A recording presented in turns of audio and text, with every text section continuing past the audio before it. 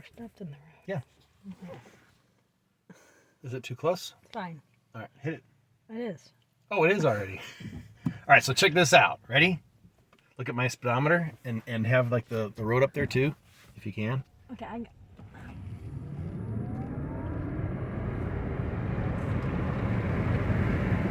It's got some get up and go, huh? All right, so that's good. That's good, babe. So I'm here with my lead camera lady today. She's gonna kind of show you around the interior of the car while I talk at you. My car is not cleaned out, but you know what?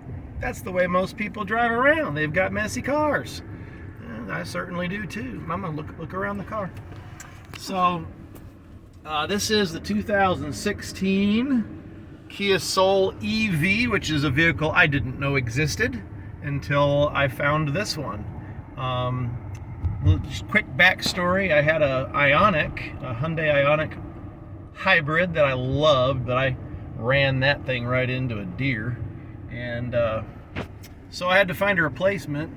Fortunately, I had time to look. I wasn't in any rush, so I took a couple of weeks. And I was driving through town and I saw this one at, I think they've seen enough of that. They want to see the beautiful face right here. Mm-hmm. But they had one of these sitting there. I'm like, looks like, I don't see the regular grill on that. Is that an electric? Sure enough, it was. So anyway, this has got a lot of bells and whistles. It's got a moonroof. Check that out, huh? It's got, you can tilt it, or you can push it all the way back, like so. On a beautiful day like today, that might be something you like to do. Close that back down so we don't get too much wind noise.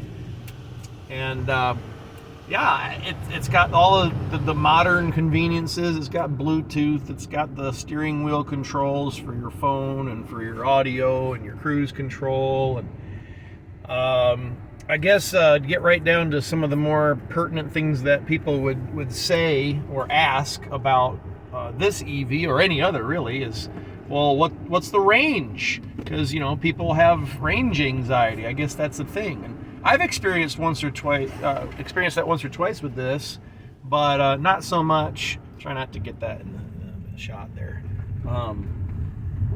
But yeah, this, if you got it up to 100% charge, you'll get just over 100 miles of range, and that's pretty accurate, actually. Like real world speeds too. You don't have to be, limping around trying to make your miles, your power go longer. And then the question is the next one. Well, where do you charge it? Well, if you're not charging it at home, if you can't do that, you probably have no business buying an electric car, because the charging infrastructure is still kind of, I wouldn't say in its infancy, but it's still not to where you need it. And if you're having to pay out and about to charge, well, that's more expensive probably than even gas would be. Certainly less convenient, because you're gonna have to wait around while it charges. But if you can charge from home, man, it's great. I've got a level 1 and a level 2 charger at home, so I can trickle charge it, which is best for the battery. So if you can do that overnight, watch where your camera is actually looking at. And then if you need it charged a little faster, you can throw it on the level 2, and that'll give you plenty of charge just in a few hours to go back out and do another trip if you need to. So let's see what else. We live out in the sticks, in the middle of nowhere, and I can still use an electric car because I can charge from home. So it really can be used by anybody if you have a charger at home. With the range we have and the distance I go to work, I go about 32, I think, is the mileage, to and from work. So it makes it really easy. I don't even charge it to 100%, so it's easier on the battery. I keep it between 80 and like 30, and so I can get a day or two of driving to work, and then I just plug in every night usually, and I start the day off at 80%. No need to start at 100%. So anyway, what questions would you have, camera lady, if you were a prospective electric car buyer? Because I remember you had some doubts, didn't you? Yeah. When I said, hey, I want to buy this electric car I saw. So before you test drove it, what were your doubts? Well, you don't have as much freedom with it. You're kind of held back by your mileage. Right. Yeah, you can't there's not so most of the places you go right now, at least, there's not a lot of charging infrastructure that would be quick and easy. Well, then you gotta wait an hour or two just to get enough charge. Yeah. Let's see. What else? That was really it. That's it? That's the only thing, was the charging? Now, is this simpler or more complicated than a regular car as far as driving? About the same, I would say. About the same, really? Yeah. Is it harder to, let's see, is it harder to go to a gas station and fuel up with gasoline, or to plug this thing in? Well, if you don't expect to go out again, you get a call, say, hey, meet me out here. Well, give me an hour or two. I got to charge up my vehicle so I can go, versus just going to a gas station. So would you say it just takes a little more planning? Yes. But as far as actually fueling it up, which is more complicated, going to a gas station and paying and plugging in the pump into your gas tank and getting a little bit of gas smell. People complain about that. I actually like the smell of gas, but or just plugging it in overnight. Which one's easier, right? If you start off the day with a full tank every time, or 80% if that's what you like. I see a lot of advantages to that. Yeah. So we're actually just running up the road to our local Dollar General, so not too far at all, and we're gonna pick up some grillables, get some burgers and some hot dogs and stuff, because it's such a nice day. But we'll find someplace right along here if I can, and I'll have the camera lady step out of the vehicle, and then I'll back up and I'll drive by you so you can see the car from the outside driving, and that might be helpful. What do you think, camera lady? The road that's over here. This one over here? Yeah, sounds good. Yeah, the bus turnaround. Yeah, it's a good road. It's not too heavily traveled. No. So if you want to pause it, we'll get set for that. I'll just right up here. Yep. You gonna pause it?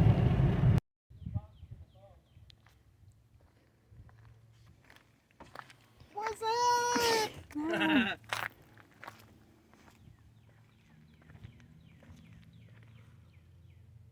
Oh, yeah, let me pop the charging port.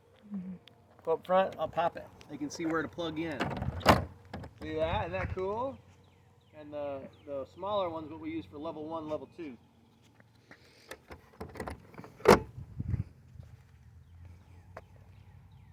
Alright, try not to get the license plate. Yes.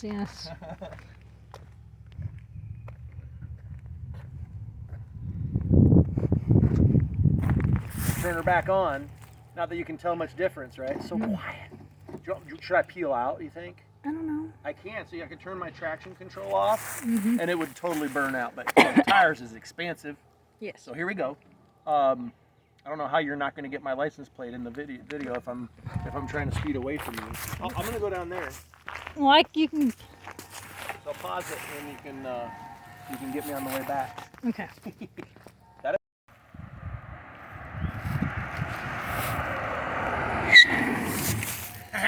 Good brakes. Of course, the nice thing with these electric cars, if you have it in drive or in B, which I think just means enhanced braking, it's got regenerative braking stuff going on. So you're pulling a lot of that energy back right into the battery. So it gives you a little bit more range that way. Anyway, I guess we could pop the hood when we get someplace else to park. So if you want to pause it, we'll go someplace to this is like the least professional review video ever, I know. Hit pause. All right, so there it is. Looks kind of like a regular car, but notice there's no exhaust manifold, no exhaust pipe. There's no oil to check or change. It's got coolant, but this is actually, basically for your cooling system as far as like your environmental, I think, or maybe for the battery. I'm not an expert, but you don't have an internal combustion engine. When I first got it, people were like, well, you got gas too though, right? And I'm like, no, it's not a hybrid.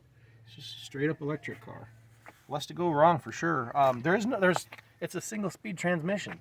So there's no gears to go bad. There's no transmission fluid to replace.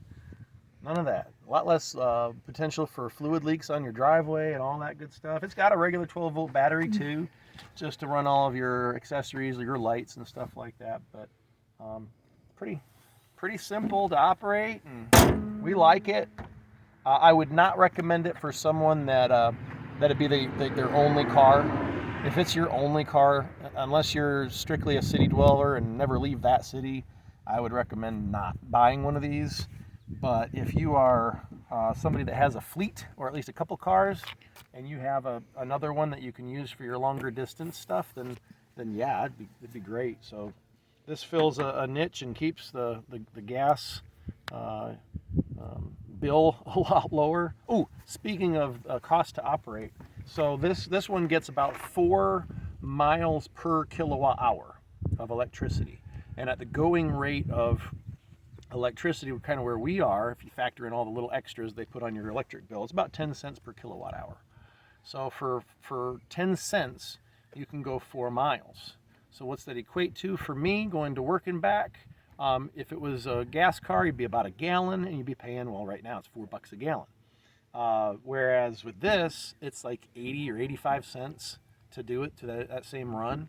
So it's really a lot more affordable. And you know that regenerative braking keeps even your brake components. You don't have to replace your brake pads and such as often either. So it's really all around a great option for you if it'll do the job. But do your research on your own. Whatever vehicle you're looking at. This one I found, pulled the Carfax. The dealer pulled it for me, and it showed it had like, what was it, like 6 owners. I'm like, why was it 6 owners? It's only 5 years old. And so I was initially concerned, and then I looked at who the owners were, and it was departments of transportation. So it, like all the way across the country too. Like it got closer and closer out to where we are, and so the idea was. You look at that and see if any anomalies. Yeah, it's getting long, right? 12 minutes. I know, I talk too much. But right on there it said there was a battery replacement just 5,000 miles ago. So I'm like, uh-oh, that's bad news. I'm going to have to replace it every 35,000 miles or so? And like, no, the people that were using it didn't own it. It was owned by an organization, a government. So they didn't care if they forgot to charge it on time, or if they ran it down too low, or maybe they ran it to 100% every time when they're charging it. That's not good for the battery. So it actually made sense to me. And I'm like, I'm getting essentially a new electric car, with a very very much like a new battery. Yeah, so I like it. I know I talk too much. I'm sure almost nobody got all the way to the end of the video. Any last minute thoughts, comments, questions, concerns, any of that? Camera lady's rolling her eyes like, shut up, let me finish this video. See ya.